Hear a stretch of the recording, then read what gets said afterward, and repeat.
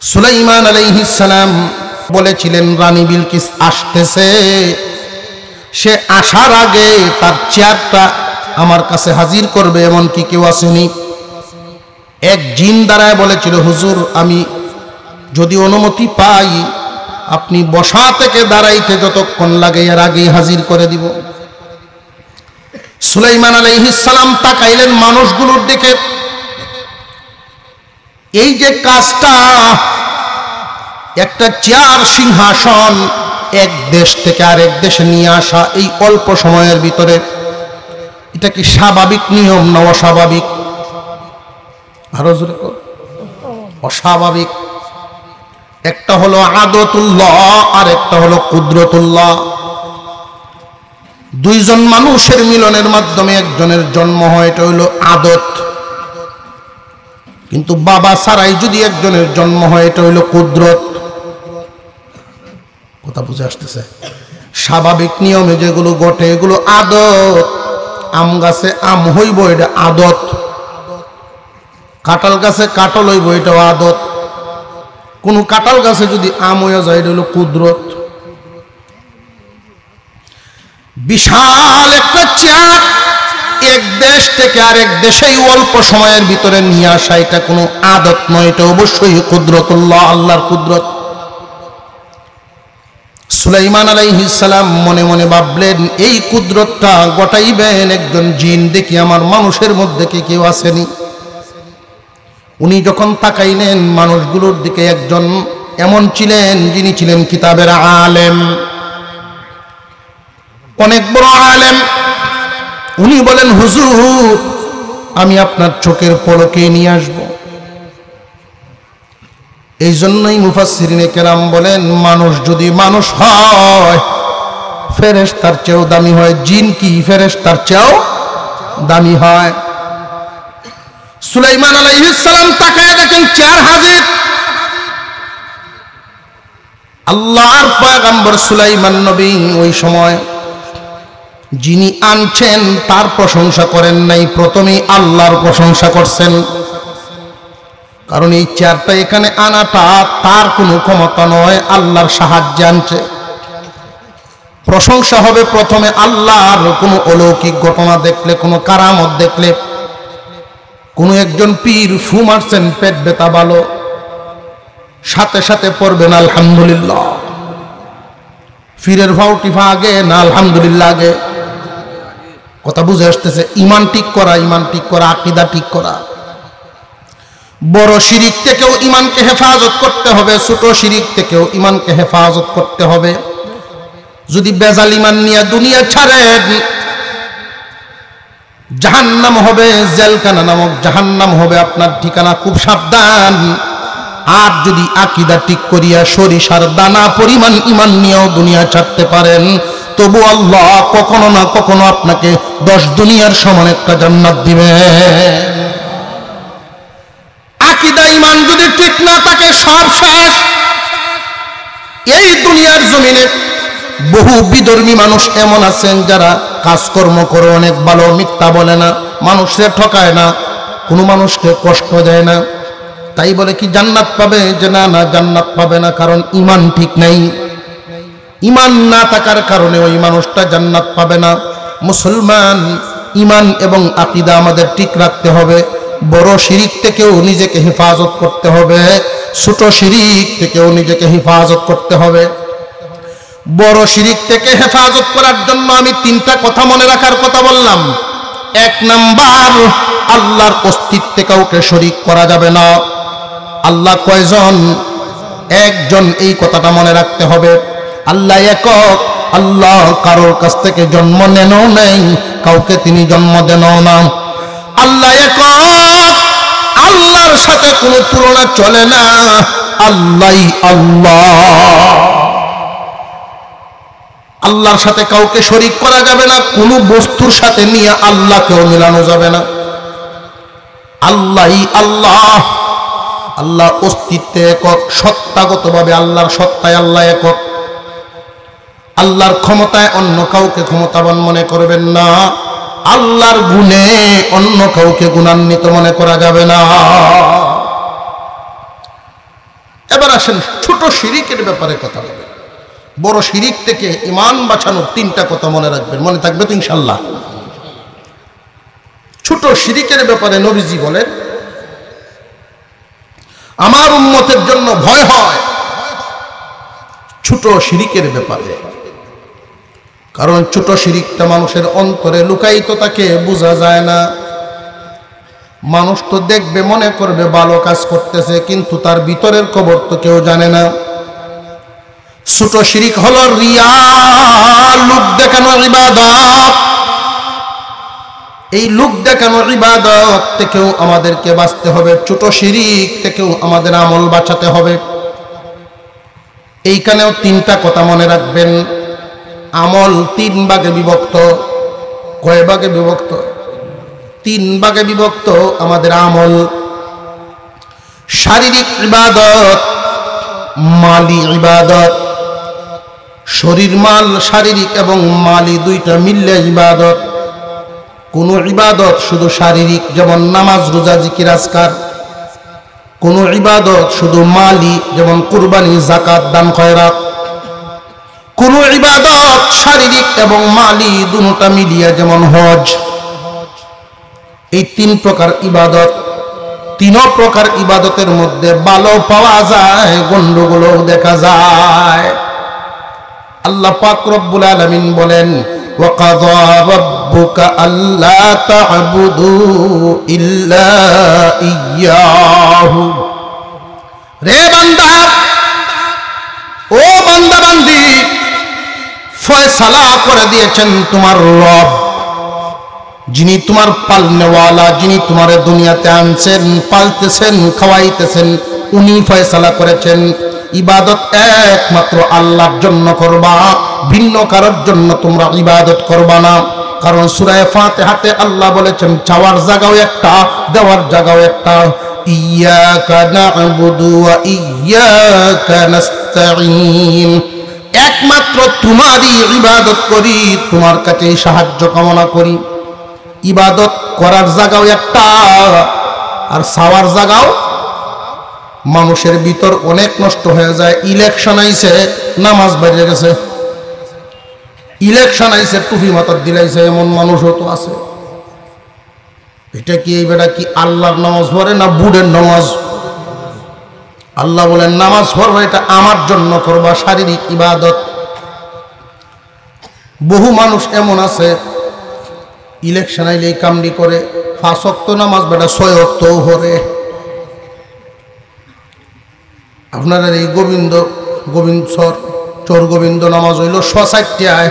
ইলেকশনের সময় যদি আসরের নামাজ আয়া পড়ে 160টায়, পাশের মহল্লাত গিয়া দেখে 7:30 জমাত।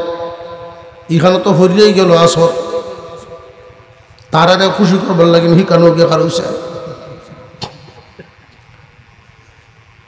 আল্লাহর নামাজ না বুড়ের নামাজ? আমি একদিন এক আত্মীয় বাড়িতে গেছি, বেড়া লাগে তালই। তো ওনার বাড়ির থেকে মসজিদ বেশ দূর, গ্রামের এক মাথায়। তো আমি ভাবলাম যে আচ্ছা তালইরে নিয়ে একসাথে নষ্ট হয়ে নাই। 8-10 বছর আগের কথা, আমার এখনো মনে হয়। যখন আমি নামাজ পড়ার জন্য বেটারে ডাকতেছি, টুপি, পাঞ্জাবি, দাড়ি সব আছে, কিন্তু নামাজ পড়ে না। আমি তো আর এটা জানি না ওটা নামাজ পড়ে না। তো ঘরের যারা আছেন তারা বলতেছেন, একটা হুজুর বলতেছেন নামাজটা ঘুরে নাও, বেশে বাদ ফিরে যাবে না, নামাজ কারোছে। এবারে কি আল্লাহর নামাজ ভক্ত কারোছে না হুতরার নামাজ? হুতরার নামাজ ভক্ত আইছে। যেই নামাজও কারোছি, 4 রাকাত নামাজ পড়ে আমি তো সালাম ফিরাইতাম, বেটা তো আমার সাথে ওই আসসালামু আলাইকুম রহমতুল্লাহ কইছি, বেটা ওয়ালাইকুম সালাম কইয়া। আমি কইছি আসসালামু আলাইকুম রহমতুল্লাহ, নামাজের সালাম ফিরাইতেছি। হে বেটা ওয়ালাইকুম সালাম কইয়া বাম দিকে ফিরাই যাচ্ছে, আগে আমার দিকে ছায়া রয়েছে। জিন্দিগি কই খাটাইল, এই জীবনটা কোথায় কাটাইলেন? বড় আশ্চর্যের সাথে বল। শারীরিক যত ইবাদত একমাত্র কার জন্য হবে? আরো জোরে কর। শারীরিক যত ইবাদত একমাত্র আল্লাহর জন্য হবে। এবার আসেন মালি ইবাদত। মালি ইবাদত করনেওয়ালার মধ্যে অনেক গন্ডগোল ঢুকে। এই কথাগুলো না বললে ঘুমন্ত বিবেক জাগ্রত হবে না। কুরবানির গরু কিনবো, কে কত দিয়া কিনে এটা দেখে। সবার চাইতে বেশি দাম দিয়া কিনন লাগবো, কারণ মাত্র লন্ডনতে আইছি আমি। উদ্দেশ্য যদি এমন হয় তাহলে কি কুরবানি হইবনি? এটা কি আল্লাহর জন্য হইল না লোক দেখানো? আল্লাহর জন্য যদি করো, ছাগল কিনেও যদি তুমি কুরবানি দাও, লোক দেখানো কুরবানি হাতির মতো বড় গরু, আর আল্লাহর জন্য কুরবানি ছোট একটা ছাগল। দুইটাই যখন ওজন হবে মিজানে, ছাগলের ওজন বেশি। হুজুর দেখতে তো ওইটা বড় দেখা যায়, অসুবিধা নাই। ওইটা হইব তুলার বস্তার মতো, আর ছাগল হইব পাথরের মতো। আল্লাহ বলেন, আল্লাহর পয়গম্বর বলেন, আখলিস দীনাকা ইয়াকফিকাল আমালুল কলিল। তোমার ভিতর ঠিক করো, ঈমান নিয়ত আকীদা এটা ঠিক করো, অল্প আমলেই নাজাতের জন্য যথেষ্ট। মালি ইবাদত কুরবানি দেয়, দেখবেন কত গন্ডগোল। 60 জনের শরীকে কুরবানি হয়। অনেক গ্রাম এমন আছে গরিব মানুষ 60 জনে মিলিয়ে কুরবানি আছে না নাই? 60 জনে মিলিয়ে কুরবানি দিল, 6 জনের ইনকাম হালাল, একটা হইল সুদগুর। একটা সুদকুর যদি মিশায়া সব কুরবানি বাদ, 6 জনেরটা 7 জনেরটা বাদ। সাবধান, সুদকুরকে নিয়ে কুরবানি দিবেন না, ঘুষকুরকে নিয়ে কুরবানি দিবেন না, হারাম পথে ইনকাম করে এদেরকে নিয়ে কুরবানি দিবেন না। দিবেন তো দিবেন, ভালো মানুষগুলো নিয়ে দেন, কুরবানি কবুল। আবার কালকে নিয়ে আপনারা মনে মনে কোন, আবার বলা বলি করেন, হুজুর যে কইয়া গেল এই বালা মানুষ পাইতাম কই? সব তো বেশিরভাগই সুদকুর। খুঁজে ভাই মু কই, আমি একটা বুদ্ধি দেয়া যাই, সুদকুরে মিললে দিলাইবেন, আর বালায় বালায় মিললে দিলাইবেন। যে সুদকুর সে তো জানলে বুঝে দিতেছে কুরবানি দিতেছি সমাজের লাগিয়ে, মানুষের লাগিয়ে, ইজ্জতের লাগিয়ে। তুমি এটা জানলে বুঝে আরেকবার বালা কুরবানিটা নষ্ট করো না তার সাথে মিশিয়া। সুরে চুরি হয়ে গরু আনছে, কুরবানি দিছে, তো তার 3 দিন পরে বেয়াই আইছে। বেয়াই কি ব্যাপার, গরু কত দেন ছিলেন? হ্যাঁ কত দেয়, আপনি চিনেন না আমারে? আপনি বোঝা যায় আমার চিনেন না। আপনার তো চিনি জানি, আপনার কর্ম জানি, এই জন্য কুরবানির দেও চুরি করে আনছ। হ্যাঁ লো ইসলামীটাও কি লাভটা হইলো কুরবানি দেয়া? এই লাভের চিন্তার তো আমি আছি না। চুরি হচ্ছে, গুণা হয়েছে, কুরবানি দিছে, সওয়াব হয়েছে। সওয়াবে গুনায় হওয়ান মাঝখানে বস্তু আইলাম, এটা হিসাব মিলেছে। সুদ করে মিললে দিলাইবেন। ভালো মানুষ মিললে যদি বেশি টাকা নাও হয়, একটা গাবি আইনা দিবেন, এটাই আল্লাহর কাছে কবুল। জাকাত দেয় মানুষ, 1 লাখ টাকা যদি জাকাত আসে, 1 লাখ টাকার জাকাত 97.5 তোমার জন্য যদি পবিত্র করা লাগে, 2,500 এখান থেকে বাহির করিয়া জাকাত দাও। জাকাত দিলে মাল পবিত্র হয়, না দিলে মাল নাপাক। জাকাতের বিধান করা হয়েছে মালরে পবিত্র করার জন্য। যেই মানুষের মাল বেশি হয় তার মালটাকে পবিত্র যেন করতে পারে, আল্লাহ বিধান করছেন জাকাতের। তোমার মাল তুমি পবিত্র করবা, এই জন্য জাকাতের পয়সাটা গরিবের বাড়ি বাড়ি তুমি গিয়ে নিজ দায়িত্বে পৌঁছায় দিয়ে আসো। কিন্তু আজকাল এমন এক ফ্যাশন বাইরেছে, কাপড় কিনে বন্টন করে, মাইক মারিয়ে দেয় কাপড় বাঁটবো, জাকাতের কাপড়। এই জাকাতের কাপড় দেওয়ার ক্ষেত্রে আমি লক্ষ্য করেছি, দোকানে, কাপড়ের দোকানে আমি নিজে যাওয়ার কারণে কথাটা শিখলাম, জানলাম, আপনাদেরকে জানাচ্ছি। দোকানদারে আমাকে জিজ্ঞাসা করছে, হুজুর জাকাতের কাপড় নিবেন না ব্যবহারের কাপড় নিবেন? আমি প্রশ্ন করলাম, দুইটা কি 2 রকম নাকি? যে হ্যাঁ, জাকাতের কাপড়গুলো কম সুতা থাকে, দাম কম, কম দামে বেশি কাপড় নিয়ে যেন বেশি বাইটা দেওয়া যায়, এই জন্য 500-1000 কাপড়ের অর্ডার দেওয়া থাকে। আমরা ওইভাবেই অর্ডার দিয়া বানাই আনি। তখনই আমি বুঝলাম যে আল্লাহ দন দিছেন, ধনী হয়েছে কোন কারণে জানি না, তবে ধনী হইলে ওই মানুষগুলো মনের দিকে এখনো ফকিরের চেয়েও নিকৃষ্ট।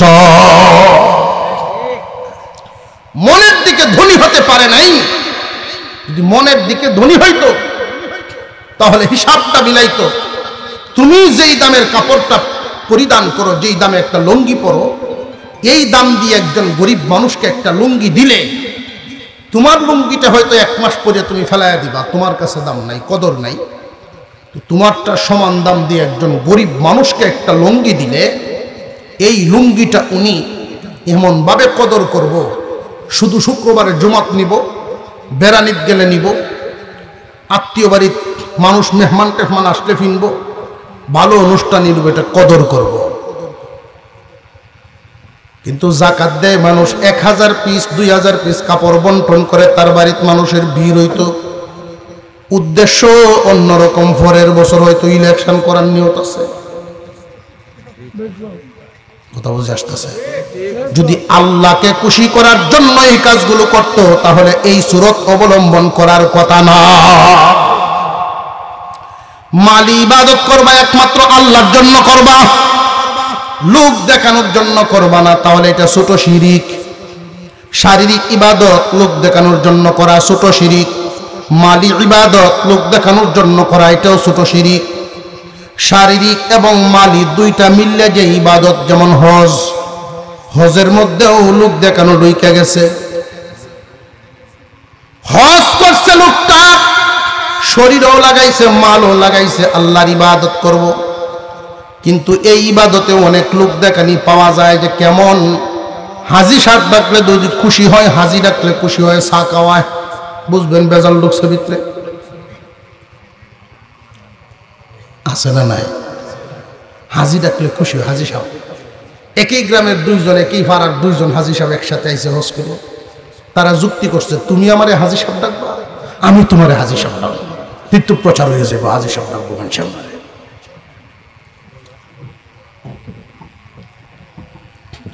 কোন আত্মীয়র সাথে দেখা হইলো হজ করার 2-1 বছর পরে, আগে যেভাবে বাইসাব ডাকতো, এখনো বাইসাব কেমন আসো, বাইসাব তো হজ করে আসে, তারা তো হাজি সাহেব ডাকলে বেটা খুশি।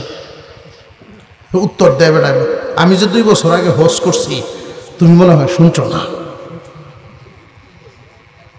শুনলে তো হাজি সাহেব ডাকার কথা। আল্লাহর জন্য করছে না হাজি সাহেব হয়তো করছে? ছোট শিরিক বড় শিরিক উভয় প্রকার শিরিক থেকে আমাদের ঈমান হেফাজত করতে হবে। বড় শিরিক থেকে হেফাজত করবেন, 3টা কথা মনে রাখবেন। আল্লাহর সত্তায় কাউকে শরীক করা যাবে না, আল্লাহর ক্ষমতায় অন্য কাউকে ক্ষমতাবান মনে করা যাবে না, আল্লাহর গুণে অন্য কাউকে গুণান্বিত মনে করা যাবে না। ছোট শিরিক থেকে ঈমান আমল হেফাজত করবেন। শারীরিক ইবাদত একমাত্র কার জন্য?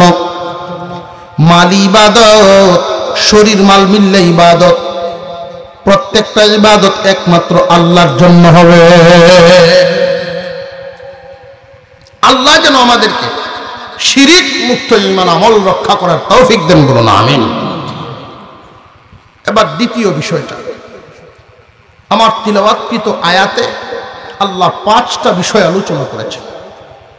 এই 5টা বিষয়ে নবী পরিবর্তন হয়েছে, কিন্তু বিষয় পরিবর্তন হয় নাই। পৃথিবীর শুরু থেকে আদম আলাইহিস সালামের পর থেকে এই পর্যন্ত আছে, কিয়ামত পর্যন্ত থাকবে এই বিধানগুলো। 1 নাম্বার গেল, আল্লাহর সাথে কাউকে শরীক করা যাবে না। 2 নাম্বার, আল্লাহ বলেন ওয়াবিল ওয়ালিদাইনি ইহসানা, মা বাবার প্রতি ইহসান করো, ইহসান। আমি আপনাদেরকে প্রশ্ন করি, কোন মা বাবা কি সন্তানের কাছে ইহসান চায়নি? কোন মা বাবা কিন্তু সন্তানের ইহসানের আশা করে না। কোন মা বাবা যদি সন্তানের ইহসানের আশা করত, আতুর লুলা ল্যাংরা কানা এই জাতের সন্তান কেউ পাল্লয় না। আল্লাহ রাব্বুল আলামিন যেইভাবে নিঃস্বার্থ বান্দাকে দেন, মা বাবাও নিঃস্বার্থভাবে সন্তানকে দেয়। মা এবং বাবা সন্তানের লালন পালন পাইব, সন্তানের দয়া পাইব, এই আশায় সন্তান পালে না। তাহলে আল্লাহ পাক এই কথা কেন বললেন যে মা বাবার প্রতি ইহসান করো? মহান আল্লাহই বিধান করেছেন, অবশ্যই কোনো না কোনো হিকমত আছে।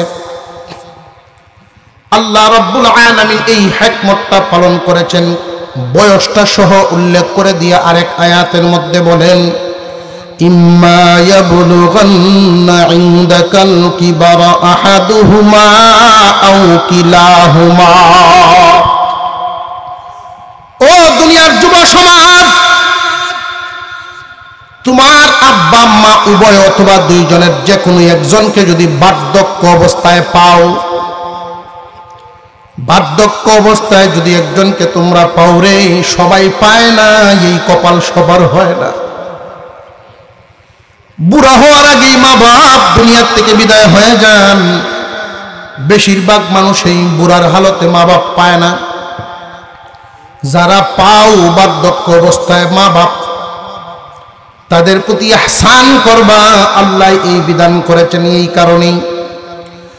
দুনিয়ার জমিনে একজন মানুষ যখন বার্ধক্য অবস্থায় পৌঁছে যান, শিশুর চাইতে অসহায় হয়ে যায়।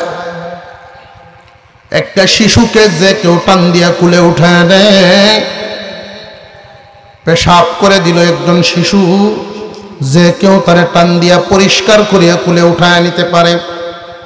কিন্তু একজন বুড়া মানুষ যদি বিছানায় পেশাব করে দেন, ঘন্টাকে ঘন্টা পেশাবের মধ্যেই পড়ে থাকবে। তুমি সন্তান নির্দিষ্ট মানুষ ছাড়া তার দ্বারে কাছে কেউ যাইব না। বৃদ্ধ বৃদ্ধা মানুষগুলো শিশুর চেয়ে অসহায়।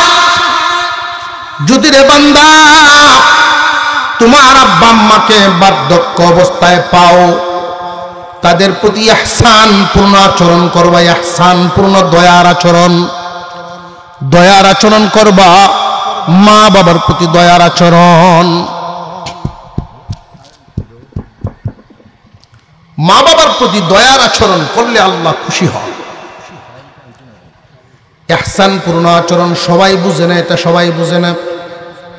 যুবকদেরকে উদ্দেশ্য করে আমি বলি, মনোযোগের সাথে শুনবেন। যুবকদেরকে উদ্দেশ্য করে আমি বলি,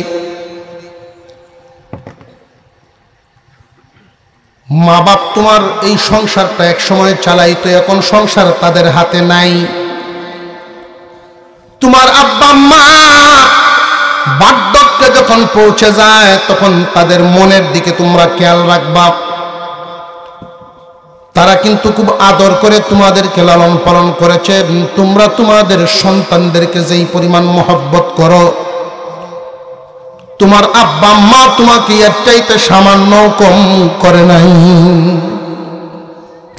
তুমি যদি একবার খানা না খাইছো, তোমার মা বাবা পেরেশান হয়ে যাইতো তোমার খাওয়ানোর জন্য।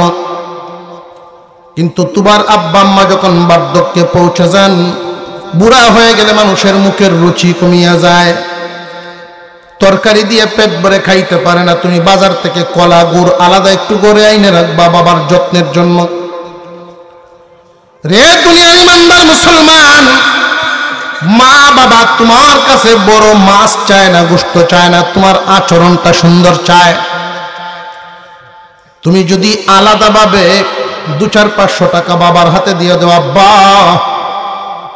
আপনি বাজারে যান, ইচ্ছা মতে খরচ করবেন, আপনার সমবয়সীদেরকে নিয়ে চা খাইবেন, এটা হিসাব নিব না। হিসাব ছাড়া 300, 200, 500 হিসাব ছাড়া এই পরিমাণ পয়সা দিয়ে রাখবেন মা বাবার হাতে। ফকির ভিক্ষা চায় আপনার আব্বার কাছে, উনি যেন 10টা টাকা দিতে পারেন। মসজিদের দান বাক্সটা সামনে আসছে, বাবা এই যেন 10টা টাকা এখানে দিতে পারে। এই 500 টাকা প্রতি মাসে তোমার আব্বার হাতে যদি দিয়া দেও, হিসাব ছাড়া এটা সংসারে লাগবে না।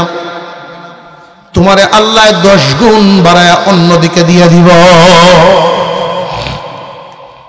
অনেক মা বাবা আছে ঠিক, সন্তানাদিদেরকে বাপ কাপড় দিচ্ছে, কিন্তু এই বিষয়টা লক্ষ্য করে না। তোমার আব্বা বুড়া মানুষ বাজার থেকে যদি ঘরে আসে, তোমার বাচ্চারাই তারে গিয়া দাদা কি আনছো করিয়া ধরে। ওই সময় তোমার আব্বা যেন তাদেরকে একটা সান্ত্বনা দিতে পারে, তুমি স্বাধীনভাবে কিছু টাকা তোমার বাবার হাতে দিয়ে রাখবা। তোমার বাবার মন বড় থাকবো, তোমার মার হাতে যদি কিছু পয়সা দিয়ে দাও, তোমার বোন বাগ্নি, তোমার সন্তানরা কিছু চাইলে, তোমার বোন বাগ্নিরা আসলে তাদের পিছনে খরচ করতে পারবো। এইগুলোর দ্বারায় তুমি গরিব হইবা না রে বান্দা, বরং আল্লাহ পাক এইগুলোর দ্বারায় তোমার অনেক ধনী বানাইব।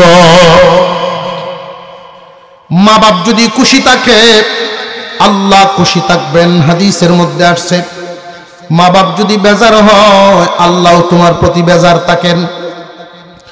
মা বাবাকে খুশি করে যদি কবরে দিবার পারো, আল্লাহ পাক রব্বুল আলামিন তোমাকে দুনিয়াতে 3টা নিয়ামত দিবেন।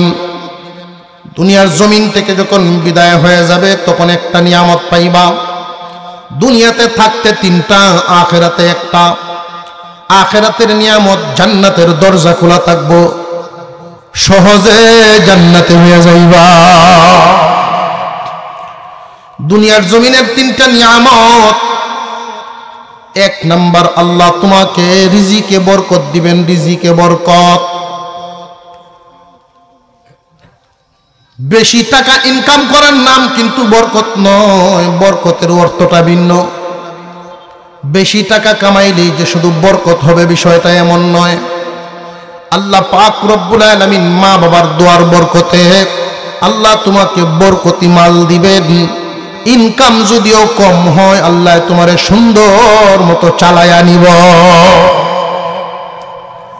মা বাবার দোয়ার বদৌলতে 3টা নিয়ামত। 1 নাম্বার, রুজি রোজগারের মধ্যে কামাই রুজিতে আল্লাহ বরকত ঢেলে দিবেন। 2 নাম্বার, সন্তানগুলো মানুষের মতো মানুষ হবে। 3 নাম্বার, আল্লাহ তোমাকে একটা সুস্থ হায়াত দিবেন, সুস্থ একটা হায়াত দিবেন।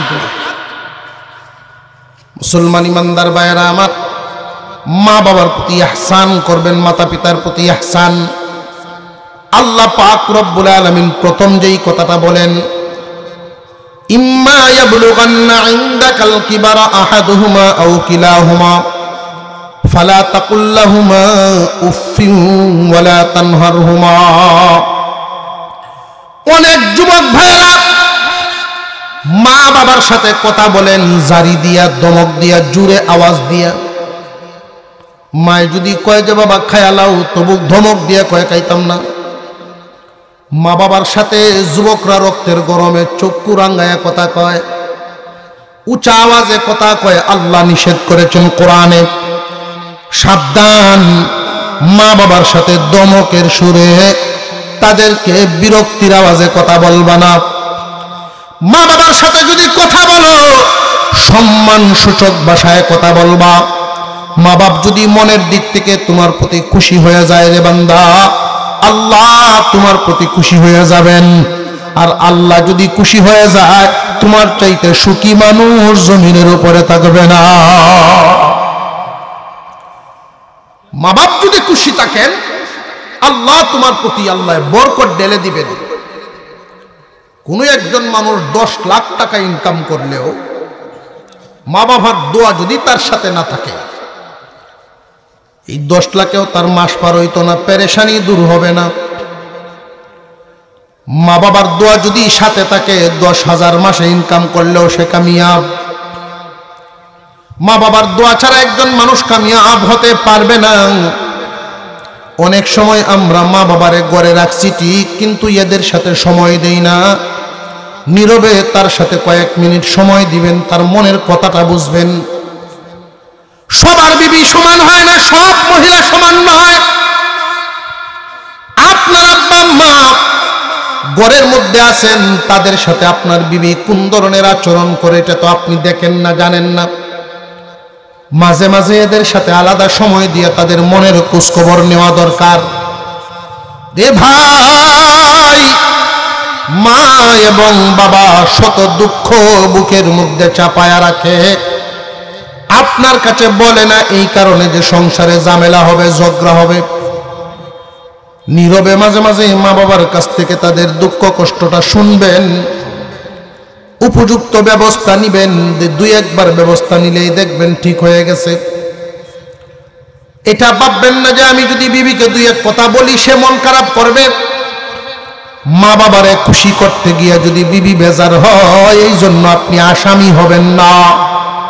কিন্তু বিবিকে খুশি করতে গিয়ে যদি মা বাবারে বেজার করেন, তাহলে কিন্তু আসামি হবে। বিবি পরিবর্তন করা যায়, মা বাবা পরিবর্তন করা যায় না। মা বাপ তো এমন এক দৌলতের নাম, দুনিয়া ঘুরবেন এই ডাকটার মতো একটা ডাকে আপনি পাবেন না। মা বাপ যেইভাবে নাম ধরে ডাকটা দিবেন, এই ডাকটাও আপনি কোথাও থেকে পাবেন না। আজকালকার মানুষের হালত হলো শ্বশুর বাড়ির বড় ভক্ত হয়ে যায়, শ্বশুর বাড়ির বড় ভক্ত হয়ে যায়। খুব সাবধান। শ্বশুর বাড়িতে যদি আপনি একটা ট্রাক ভরিয়াও ফল নেন, শ্বশুর বাড়িতে ট্রাক ভরে ফল নিয়ে গেছেন, শাশুড়ি খুশি হইব ঠিক, কিন্তু এই খুশিতে বেশি সময় থাকে না। শ্বশুর বাড়িতে ট্রাক ভরে আপনি ফল নিছেন, শাশুড়ি খুশি হয়ে বেশি তো বেশি কইব কি, এটা আমার পাগল জামাই, এর বেশি কিছু করতো না, আমার পাগল জামাই দিয়া দেখো ফল জানাটা দিছে। কিন্তু বিবির সাথে একটু ঝগড়া লাগিয়ে দেখেন, আপনার 12টা বাজায় আছেন। কিন্তু মা বাপ তো আপনি দিলেও মা বাপ আছে, না দিলেও মা বাপ আছে। আল্লাহ পাক বলেন এদের সাথে সুন্দর আচরণে কথা বলবা। আল্লাহ পাক রব্বুল আলামিন 2 নম্বরে বলেন মা বাবার প্রতি ইহসান করবা। 1 নম্বর আল্লাহর সাথে কাউকে শরীক করবা না। 2 নম্বর মা বাবার প্রতি ইহসান করবা, সব সময় মা বাবার সাথে ইহসানপূর্ণ আচরণ করবা। এই ইহসানপূর্ণ আচরণ করবা, এই কথাটা বলি আবার আল্লাহ বলেন 3 নম্বর, ওয়ালা তাকতুলু আওলাদাকুম মিন ইমলাক নাহনু নারযুকুকুম ওয়া ইয়্যাহুম। আল্লাহ বলেন ও দুনিয়ার মানুষ, তোমরা তোমাদের সন্তানদেরকে হত্যা করো না, হত্যা করিও না। রিজিকের বয়ে, বরণ পোষণের বয়ে, বেশি সন্তান হইলে কেমনে বরণ পোষণ করবো এই চিন্তায় সন্তান হত্যা করিও না, জন্ম নিয়ন্ত্রণ করিও না।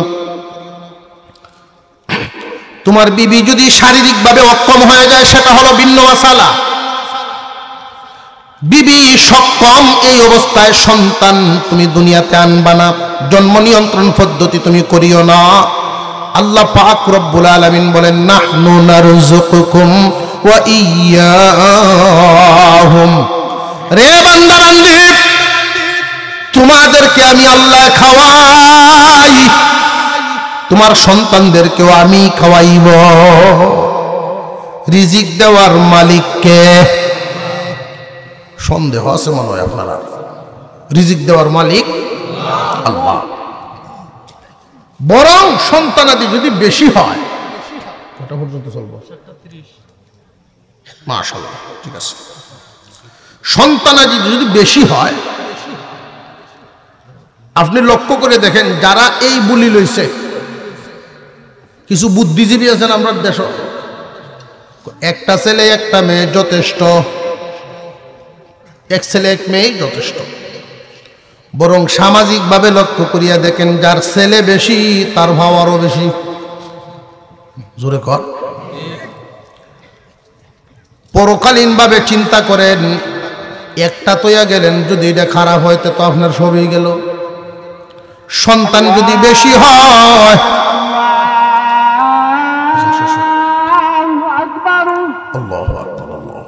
সম্মানিত হাজিরিন, 40 জামাত মসজিদে, ঠিক আছে। যখন আজান হয়, আপনি যেখানেই থাকবেন আজানের সময় চুপ থাকা। আজানের সময় কি থাকা? আমরা কিন্তু এই আমলটা লক্ষ্য করি না। যদি কেউ গল্পের মধ্যে থাকি, গল্প করতেই থাকি। আজানের সময় চুপ থাকা, আজানের জবাব দেওয়া। আজানের জবাব কিভাবে দিবেন? মুয়াজ্জিন যা বলবে আপনিও তা বলবেন।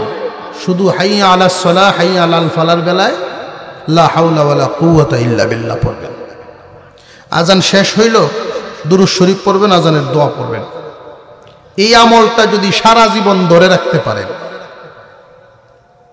সারা জীবন যদি এই আমলটা করে যেতে পারেন, ঈমানের সাথে মওত হবে, ঈমানের সাথে মওত হবে। নবীজি বলেন তার জন্য সুপারিশ করা আমার উপরে ওয়াজিব। নবীজি যেহেতু বলছেন তার জন্য সুপারিশ করা আমার উপরে ওয়াজিব, এই কথার দ্বারা ঈমানের মওতের ইঙ্গিত আছে। কথা বুঝে আসতেছে আপনাদের? আমরা তো আমল করি ঠিক, স্থায়ীভাবে ধারাবাহিকভাবে কোনো আমল মজবুতির সাথে ধরে রাখি না। সব বাসমান সামনে পড়ছে করলাম, মোহব্বত নাই দিলে। যে কোনো একটা আমল আপনি মোহব্বতের সাথে করবেন, এটা কোনো সময় ছুটে গেলে আফসোস যেন হয়। মোহব্বতের সাথে করবেন। আল্লাহ পাক বলেন সন্তান হত্যা করো না রিজিকের ভয়ে। এই কামটি আছে, অনেক স্লোগান আছে, একটা ছেলে একটা মেয়ে যথেষ্ট, এমন আছে না? নাই? মানুষ বাড়ে বছর বছর, জমি তো আর বাড়ে না, বাড়তি মুখে খাবার দিতে কেউ কোনোদিন পারে না। এই কথা কয়, শিরকি কথা, কুফুরি কথা, কুফুরি মতবাদের কথা এগুলো। রিজিক দেওয়ার মালিককে। এই জমিনে এমন একটা সময় ছিল প্রতি কিয়ারে কয় মন ধান হইতো? আগের দিনের চাইতে বেশি হয়ে নিয়ে হয় না, বাড়ায় দিছেন কে? যদি কেউ মনে করে যে হুজুর পদ্ধতি বিজ্ঞানীরা আবিষ্কার করছে, পদ্ধতি এই জন্য বাড়ে, বিজ্ঞানী এই বিজ্ঞানের থিওরি আনছে করতে বাপের বাড়ির তো না, আল্লাহ দিছে। মানুষের মাথার বুদ্ধি ঢেলে দিবেন আল্লাহ। এমন একটা সময় ছিল 2 কের জায়গা লইয়া বাড়ি বানাইতো মানুষ, 1 কের খালি জঙ্গল, বাথরুম বানাইবার লাগি 1 কের, জোরে কর,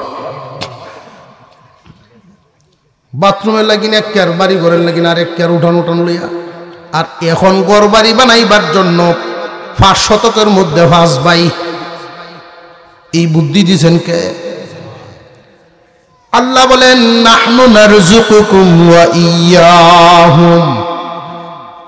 সন্তান হত্যা করো না রিজিকের ভয়ে, তোমাদেরকে আমি আল্লাহ খাওয়াই, তারারেও আমি খাওয়াইব।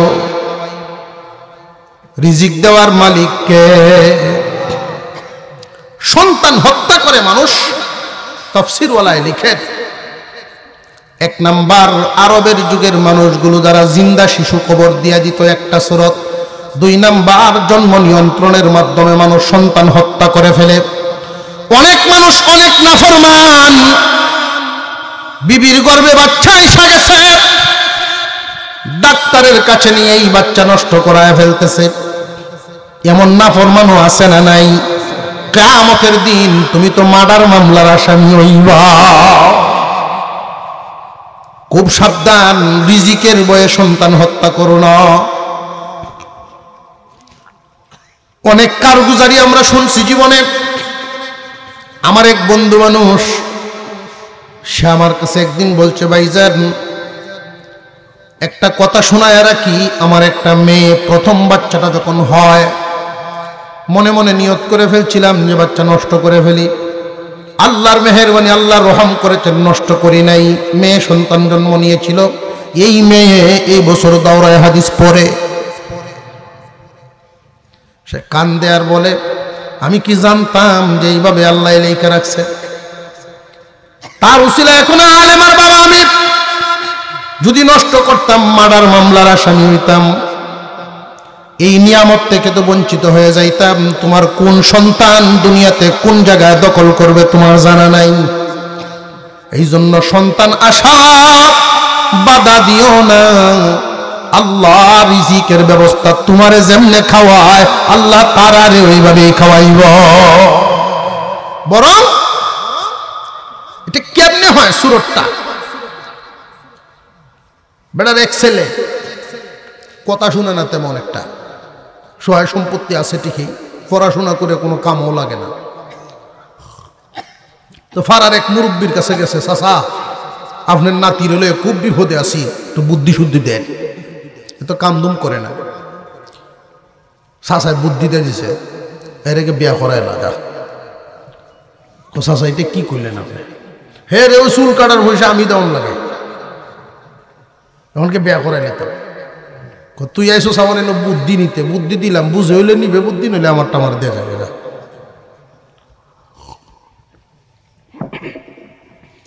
মনের অনিচ্ছায় হইল মুরব্বীর কথায় তারা বিয়া করাইছে।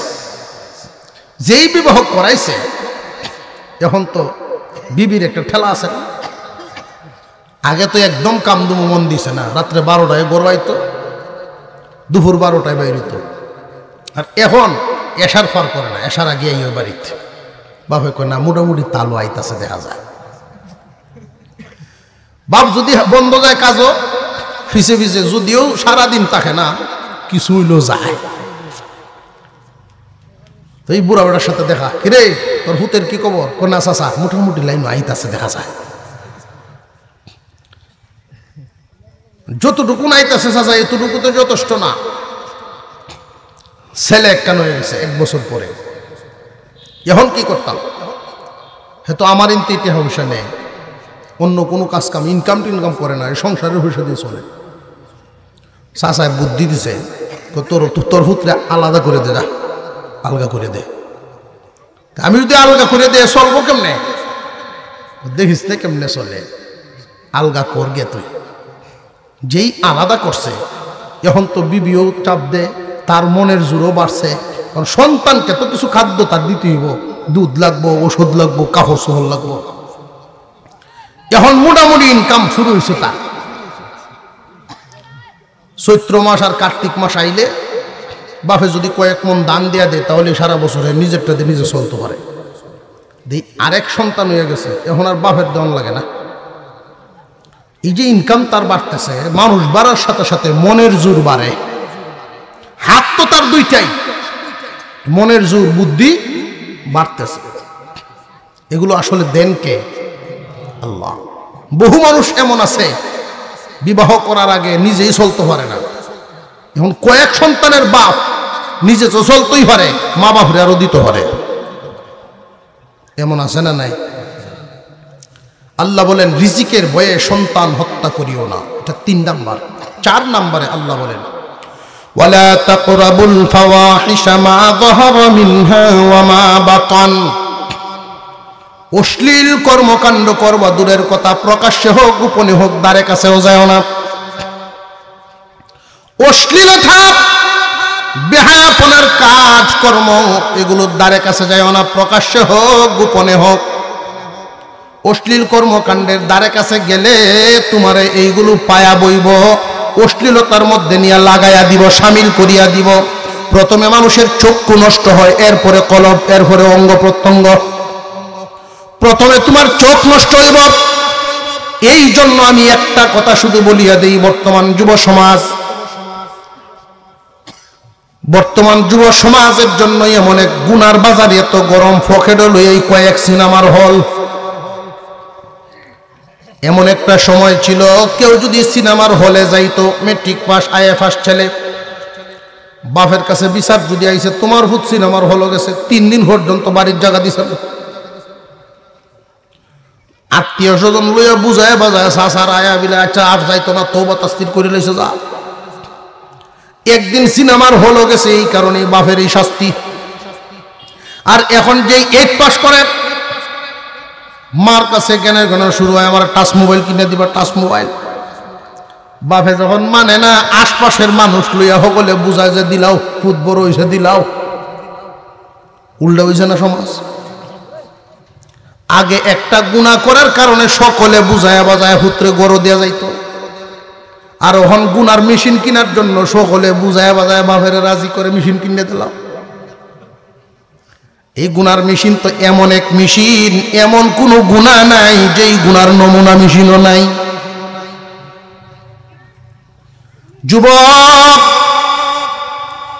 শারীরিকভাবে তুমি অর্ধেক বয়সের আগেই বুড়া, এই গুনাহগুলোর মধ্যে লিপ্ত হইলে চরিত্র যদি নষ্ট হয়ে যায় একটা জাতি ধ্বংস হইয়া যায়। চরিত্র যদি নষ্ট হয় একটা জাতি ধ্বংস হয়ে যায়। মনের সহ শরীরের সহ বুদ্ধি সব কমে যায়। যেই গোষ্ঠীর মধ্যে মুরব্বীরা এই সচেতনতা অবলম্বন করবে না, যার যার গোষ্ঠীর অবশ্যই মুরব্বীরা এখানে আছেন, প্রত্যেকেই যার যার গোত্রের দিকে নজর করেন, এখনো সময় আছে। আপনার গোত্রের যুব সমাজ কোন হালতে আছে, আপনার গোষ্ঠীর যুব সমাজ কোন হালতে আছে, যদি দেখা যায় অ্যান্ড্রয়েড মোবাইল ব্যবহারের মধ্যে তারা লিপ্ত হয়ে গেছে, বুঝবেন আপনার গোষ্ঠীর দৌড় খুব বেশি দূর নাই, তারা পিছনে পড়ে যাবে। আপনি থাকবেন না, দেখবেন না, কয়েক সিঁড়ির মধ্যেই এরা হুচট খেয়ে নিভে যাবে সব। এখনো যদি কন্ট্রোল করতে পারেন এদের দৌড় অনেক দূর আগাবে। অশ্লীল কর্মকাণ্ড করবা দূরের কথা, দ্বারে কাছেও যাইও না। অশ্লীল কর্মকাণ্ডের মধ্যে আরেকটা আছে বর্তমান সমাজের মধ্যে, এই কথাটাও বলিয়া দেই। সমাজের মানুষ জানে স্বামী স্ত্রীর সংসার করে, আসলে তারা স্বামী স্ত্রী নয়, আত্মীয় স্বজন সকলে মিলিয়ে বিয়েই করায়া দিয়েছিল, সংসার পাতায়া দিছিল, কিন্তু শয়তানের দুকায় পরে রাগের মাথায় তালাক দিয়া দামা সাফা দিয়া লইয়া খায়। এমন সংসার প্রত্যেক গ্রামে 2-4টা খুঁজলে পাওয়া যায়, আছে না নাই? এই যে সংসারগুলো চলে, আল্লাহর নবী বলেন যে তালাক দিল, যারে দিল সমাজে জমিনে সবচেয়ে নিকৃষ্ট মানুষ, লানত-প্রাপ্ত ওরা। আপনারা বলতে পারেন যে তালাক দিল, বুঝলাম সে নিকৃষ্ট, যারে দিল সে কেন? যে তারও ভূমিকা আছে, তারও ভূমিকা আছে। কেমন ভূমিকা লক্ষ্য করে দেখেন। একজন মানুষ যখন হাওড় থেকে আসে, 9টা-10টা বাজায় কাজ করে আইছে, বা দোকান থেকে আইছে, বেড়ো বেড়ার বুক ফেটের খিদায় বাড়িতে আইতেছে, আসার সময় যে গরু লই আইতাছে, গরু একটা ছুটিয়া, আমরা রাত থেকে ছুটতে দৌড় মারছে, এইটার দৌড়ায় এবার আরো বসে উঠছে। শুনলাম রাগের মাথা লইয়া যখন বাড়িতে আইছে, 10টার সময় ভাত খাওয়ানোর কথা সকালে, ওটা উঠান থেকে কইতেছে বাদবার বাদবার। বিবি সাহেব রান্দার থেকে উত্তর দিছে আরো 1 ঘন্টা দেরি হইব রান্দা হইতে। যেই কইছে ফেডেও কি দা, আর ভাত তখন খাই থাকতো না, মাথা তো ওটার গরম। ইংলিশে শুরু হচ্ছে কবিতা, আছে না হেডি, এই কবিতাটি শুরু হচ্ছে। নবীজি বলেন এই সময় মহিলারা চুপ থাকো, তার রাগ যখন চরমে উঠে গেছে, তুমি মা চুপ থাকো। কারণ পুরুষ জাতিরা ঘোড়ার মতো। কিসের মতো? ঘোড়া যখন রেগে যায়, তুমি তার সামনানি বানাও, তার উপরে সওয়ার হইতে চেষ্টা করবা না। যদি চেষ্টা করো তোমারে ফালবো নিচে, একটা ফাড়াও দিব ঘোড়ায়। আর যদি তার রাগটা থামায় ফেলতে পারো, তার উপরে সওয়ার হইবা, মাইলকে মাইল সফর করবা, অসুবিধা নেই। পুরুষের সামনা লইবা না। কিন্তু মহিলাকে এটা মানে, বেড়ার এই কবিতা শুনে বেটিও তো দেওয়া শুরু করছে। যেই শুরু করছে শয়তানের ডুল, 2 জনের রাগ উঠতেছে। বেড়ায় শেষ পর্যন্ত যে হাই ভোল্টেজের যে অ্যান্টিবায়োটিকটা সেইটা দিছে, যে কোয়ালতাম তরে কোয়ালতাম, এইটি যখন কয়, বেটিও কয় কোয়ালা। এমন কথাও হয়, শ্বশুরের নামটা নিয়ে মহিলায় উচ্চারণ করে হয়, অমুহের ঘরের হলেও হনুই কইবে, বেটা কইতো না। যেই বাপের নাম লইয়া কয়, বেটা যে বুসাটা আহারে, একদমে 15টা কয়, একদমে 15 তালাক। 3টে তুই নিস, আর বাকিটি তোর পরিবারের অন্যরা বাড়িতে তালাইস, যাও। কিন্তু যখন গুসা থামে, রাগটা থামলে দেখবেন কি হালতটা হয়। বেটি 2 ঘর এদিকে বইয়ে কান্দে, অন্য মহিলারা যদি টানে যে আয় গরু আয়, না এই গরু আর যাইতাম না, ও নাই না, যে বলা রাগ করছেন উষা ছিল না। আর বেটায় রশি লয়ে হতে দে ঘুরে, রশি লয়ে হতে দে ঘুরে, বাঁচতাম না আমি এই বাচ্চা কাচ্চা লয়ে কই যাইব। তো রশি লয়ে যদি ঘুরবার হয়, জঙ্গল যা ফতে দেখে লাগে মানুষের ফিরাই করে দুই সাইডে তারা ফিরাই বাচ্চা যা বাউ করতেছে হুজুররা তো আছে দেশ বোঝা যায় হুজুররা আছে খালি এই কামের লাগিয়া হুজুরের কাছে গিয়া যে বিষয়টা বুঝায় হুজুর রাগের মাথায় দুই কথা কইছে 3 নাম্বারটা কইছে না মুখ দূরে লাইছিলাম হ্যাঁ বলে দূরে লাইছি অথচ হ্যাঁ সুনামগঞ্জ তো হুজুরের কাছে গিয়া যেমনে কয় হুজুর তো এমনি ওই মশালা দেব দুই কথাই মাত্র কইছে আর একটা যখন বাকি রয়েছে তওবা তাসতির করায়া হুজুর বিদায় দিয়েছে যা আর এরকম করিস না বাড়ি তাইয়া কয় বাউ করে লইছি অমুক হুজুর দিছে বাউ করিয়া বাড়ি ঘরের মানুষ সমালোচনা করে কি ব্যাপার আমরা দিন দুপুরে সকলের সামনে টাস টাস হয়ে একটা তালাকটি দিছে অমুক হুজুরে কেমনে বাউ করে দিল না হুজুর রহন বিকি হয়ে রে তখন আবার হুজুরের সমালোচনা শুরু হয়ে রে এই জাতের মানুষও আছে আরে হুজুর তো যেমনে শুনছেন এমনি ফতোয়া দিছে হুজুরের দোষ কি হুজুরকে নিজের হোয়াইট তো কিছু দিব করিয়া দোষী হইল যে কইয়া মাধ্যম এই জন্য এই জাতীয় কাজের মধ্যে তুমি সহযোগিতা করতে যাও না মিথ্যার আশ্রয় নিও না মিথ্যার আশ্রয় নিয়া সারা জিন্দেগি বর্জ্যে দামাচাপা দিয়ে সংসার করতেছ যতবার মিলন ততবার জিনা যতটা সন্তান ততটা হারাম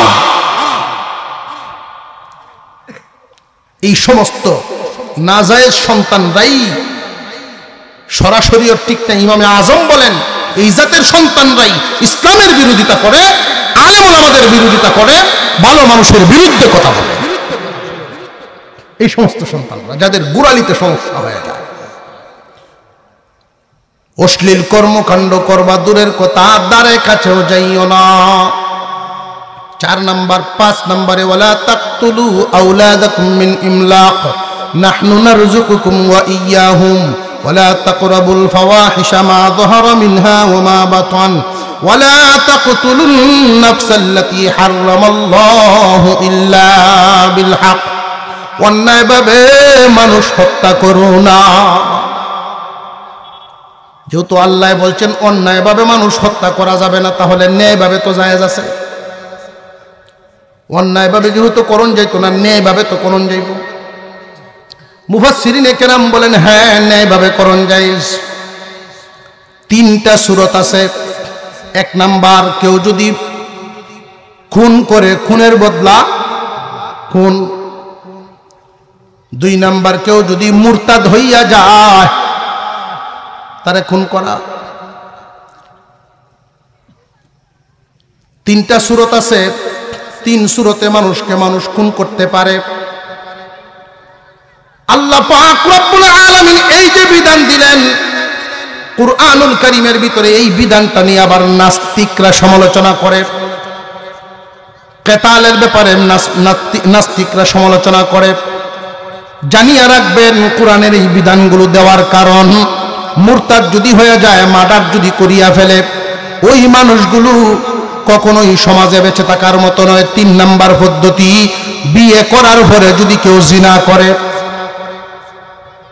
বৈধ বিবি আছে তুমি অবৈধ কাজ করলা কেন 1 নাম্বার খুনের বদলা খুন 2 নাম্বার মুরতাদ হয়ে গেলে 3 নাম্বার বিবাহ শাদী করার পরে বৈধ বিবি আছে এরপরেও তুমি জিনা কেন করলা তোমার মার্ডার মামলা তোমার বিরুদ্ধে দুনিয়ায় বেঁচে থাকার অধিকার তোমার নাই আপনারা বলতে পারেন কোরআনে যে এই আইনটা করলো বিধর্মীরা সমালোচনা করে কিন্তু আসল বিষয়টা ওরা বুঝে না এই যে 3টা এটা হলো বডির জন্য ক্যান্সার কোন একটা আঙ্গুলে যদি ক্যান্সার দেখা দেয় ডাক্তাররা বলবে আঙ্গুলটা কেটে ফেলে দাও আর না হয় সারা বডি আক্রান্ত হতে পারে বুদ্ধিমানের কাজ আঙ্গুল ফালাও বডি বাঁচাও পুরা সমাজটা মিলে একটা বডি মানব সমাজ একটা বডি এই বডিতে যদি এই জাতের ক্যান্সার দেখা দেয় মুরতাদ হয়ে যায় কাফের মুরতাদ হয়ে গেল খুনি হয়ে গেল অথবা জিনাকুর হয়ে গেল বিবাহের পরে এই জাতীয় ওই একটা মানুষকে যদি সাজা দাও তাহলে এই জাতের ক্যান্সার পুরা সমাজ থেকে দূর হয়ে যাবে পুরা সমাজে রক্ষা পাওয়া যাইব বৈধভাবে খুন করা যায় তবে এই কোন করবে কে মনে মনে নিয়ে আবার কোন যাচ্ছে উন্নত গেলাম দেখি সুযোগ পাইলে বয়া দেবে একটা। এটা আপনি আমার জন্য নয়, রাষ্ট্রের যিনি প্রধান হন তার জন্যই কাজ। কথা বুঝে আসতেছে? যিনি রাষ্ট্রপ্রধান তার জন্য এই কাজটা। আপনাদেরকে শুধু জানায়া দিলাম, জীবনে কখনো বিবাহ শাদীর পরে যদি কেউ বৈধ বিবি আছে অবৈধ কাজ করলো কেন, এই জন্য তার এই সাজা। আল্লাহ আমাদেরকে আমল করার তৌফিক দেন, বলুন আমিন। আরো জুড়ে বলেন আমিন। আজকের মাহফিলকে কবুল মঞ্জুর করেন। ওয়া আখিরু দাওয়ানা আনিল হামদুলিল্লাহি রাব্বিল আলামিন।